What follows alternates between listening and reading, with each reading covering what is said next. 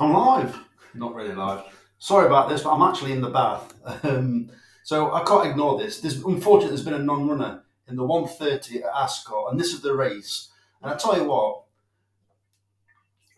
for a short price favourite at 1 to 3 and a second favourite at 11 to 4, don't get me wrong, Peak Dorhey is extremely talented.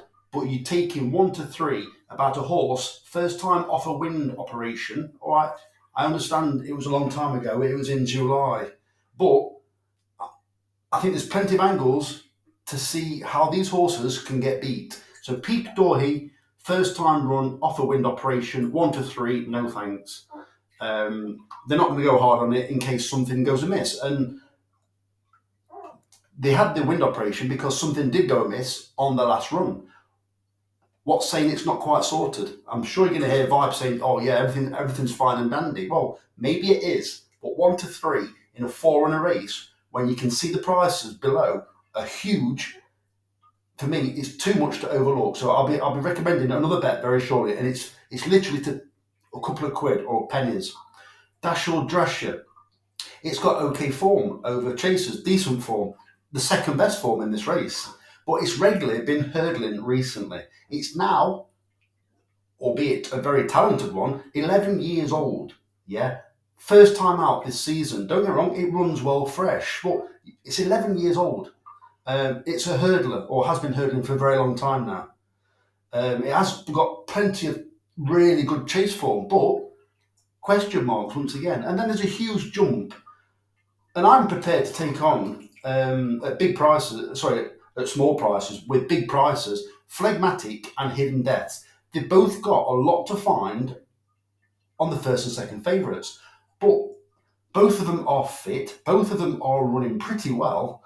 Any flaws in the first two, in my opinion, these two will be knocking on the door. They've only got to make a couple of blunders. The horses at the top of the market, and I tell you what, it's game on.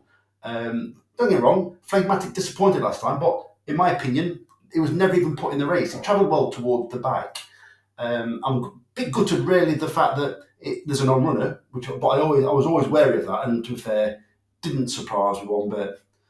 So you've got all them each-way thieves, such as myself, trying to get the second place with the big prices, and then now we've got to win, and the bets are on. So they've had us pants down. And I think sometimes it happens deliberately.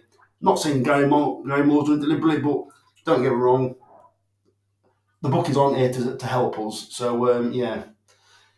So what I'll be having is just something like a 50p win on Phlegmatic, 50p win on Hidden Depth, that's £1, and then a 25 pence reverse forecast, Phlegmatic, which is number 4, and Hidden Depth, which is number 5. I need to make a deposit, so I'll just show you how to place the forecast bet. So there's a forecast bet, forecast. So scroll down to Phlegmatic, click any, Hidden Depth, click any, add to bet slip. This is only for Bet365, by the way.